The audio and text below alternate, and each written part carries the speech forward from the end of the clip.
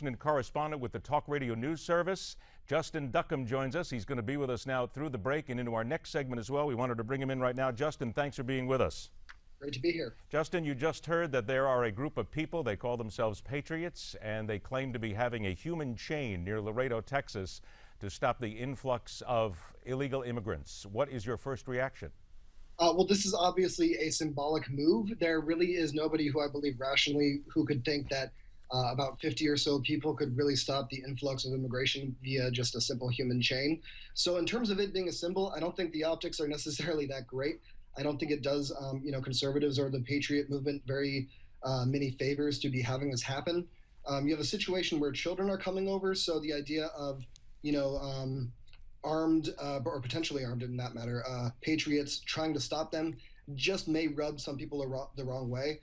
Plus, you also have a situation where if there are any bad actors and somebody gets hurt, this is going to end up for a to be a disaster for them. Well, I also want to put in here that you just said conservatives and patriots. Let's just make a note here that we don't know their political affiliation. We can assume all that we want at this point, but no one said the word conservative, so we really don't know who these people are, where they're from, what their background is, and they're not telling us a lot because they seem to be concerned over their safety.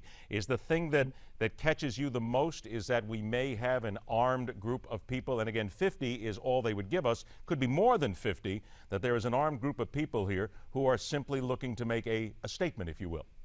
Well, just to go back to your original point, they may not be conservatives. They are part of the Patriot movement, as I take it from the interview. But they are going to be lumped into the sort of conservative movement if anything goes wrong. We've sort of seen that happen in the media in the past. So I wouldn't necessarily be surprised if this sort of affects the party at large. But yes, I do believe that it is a pretty precarious situation to have possibly armed people at the border, theoretically stopping children, since those are the people who are coming in right now. And we know that all it takes is one bad actor for this to end very poorly for everybody involved. Was this not, though, and I'm sure we're going to hear from some people who will say that something like this, citizens taking laws into their own hands, or certainly taking action, I don't want to get ahead of it here, but taking action was inevitable because we have a population here, and a large part of the American population is angry at this. They see this as an invasion. They see this certainly as a number of people crossing the border. They are destroying a lot of the social services, the money being poured into it, the towns that are there. Is this not simply inevitable if the administration and those involved in power don't get together and get something done?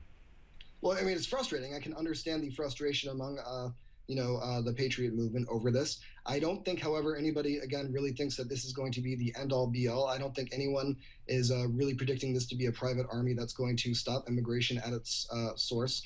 So I think this is mainly just about getting the message out there. If that's the way you want to do it, it may not be the best way to do it. So that's all I'm saying on that front. But I think largely this is a pretty big problem for the U.S.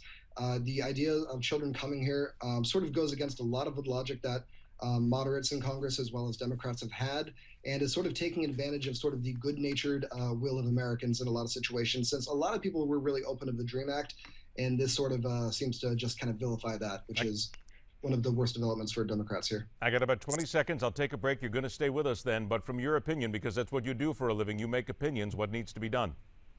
That's a good question. I think Rubio is doing a lot of good stuff right now. He's doing sort of diplomacy to reach out to South American leaders and let him know this will not stand. I think the president needs to do the same in a high-profile manner, and he has not yet done that.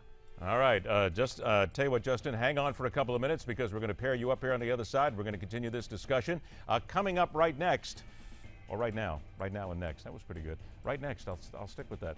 $500 million taxpayer dollars heading overseas again, and in the end, it could be yet another Middle East disaster. We'll talk that. We'll continue the immigration talk. There's a lot going on here today. Stay with us because this is MidPoint, where every day we question everything.